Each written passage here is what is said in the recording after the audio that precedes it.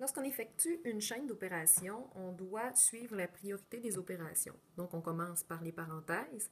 Ensuite, on effectue les exposants. On poursuit avec multiplication et division. Et on termine avec les additions et soustractions qu'on effectue normalement de gauche à droite. Si on commence avec un premier exemple, 28 plus parenthèse 3 plus 9, fermez la parenthèse, moins 2 fois 4. Première chose, les parenthèses, donc 3 plus 9 nous donne 12. Ce qui veut dire qu'on aura la suite 28 plus 12 moins 2 fois 4. Comme il n'y a pas d'exposant dans cette chaîne d'opérations, on poursuit avec les multiplications-divisions. Dans ce cas-ci, 2 fois 4 nous fait 8. On a donc la dernière chaîne d'opérations, 28 plus 12 moins 8. Comme on n'a que des additions et des soustractions, on les effectue de gauche à droite. Donc, si j'effectue 28 plus 12, 40, moins 8, on obtient un total de 32. Allons avec un deuxième exemple. 30 moins 6 divisé par 2, plus parenthèse 32 divisé en 8. Première chose, la parenthèse. 32 divisé par 8 nous donne 4. On a la nouvelle chaîne, 30 moins 6 divisé par 2, plus 4. Encore une fois, il n'y a pas d'exposant. On enchaîne avec multiplication-division. Dans ce cas-ci, on a une division, 6 divisé en 2, ce qui nous fait 3. On obtient la nouvelle chaîne, 30 moins 3, plus 4.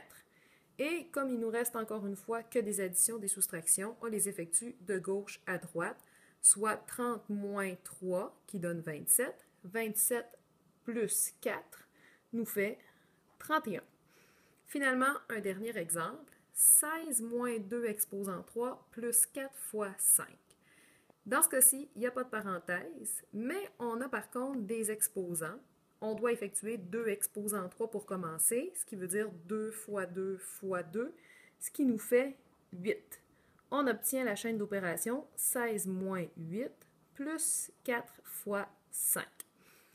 On enchaîne avec multiplication-division.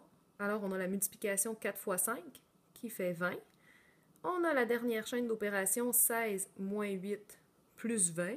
Et on effectue les opérations de gauche à droite. 16 moins 8 nous donne 8. 8 plus 20, on obtient un total de 28. Si on fait les mêmes exercices, mais avec un petit problème écrit, alors, Luc achète 2 chandails à 12 $ chacun, 3 casquettes à 9 $ l'unité et 4 paires de bas dont le prix est de 6 $ pour les 4. Si Luc remet 60 $ au caissier, quelle serait l'expression représentant la monnaie que le caissier doit lui rendre? Et finalement, quel est ce montant? Dans ce cas-ci, on a deux éléments de réponse à donner. Premièrement, l'expression qu'on doit écrire. Puis finalement, une fois qu'on aura l'expression, on doit le résoudre, donc faire le calcul pour déterminer le montant qui sera remis à Luc.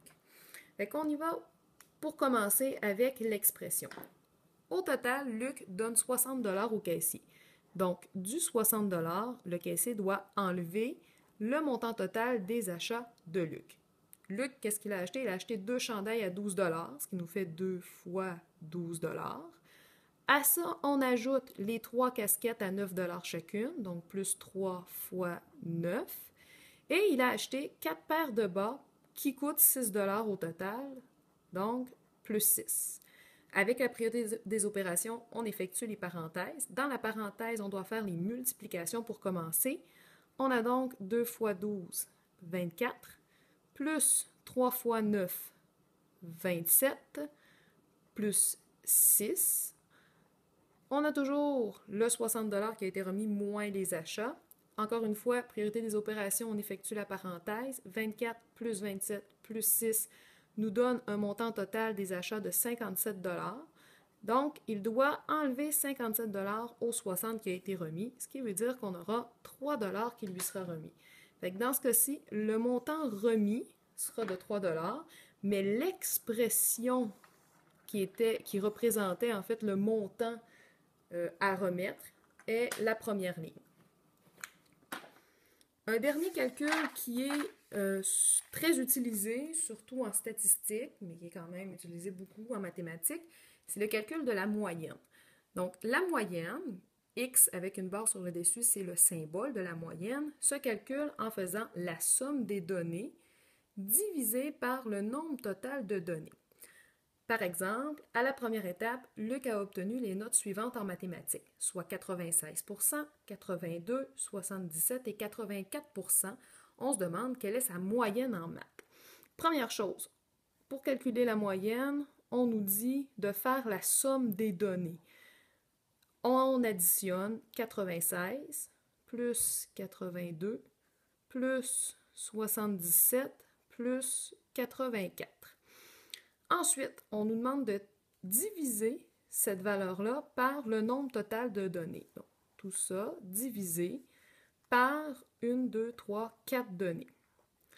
Si j'additionne ce qu'il y a dans ma parenthèse, j'obtiens un total de 339 que je divise ensuite par le nombre de données 4, ce qui nous fait une moyenne de 84,75%.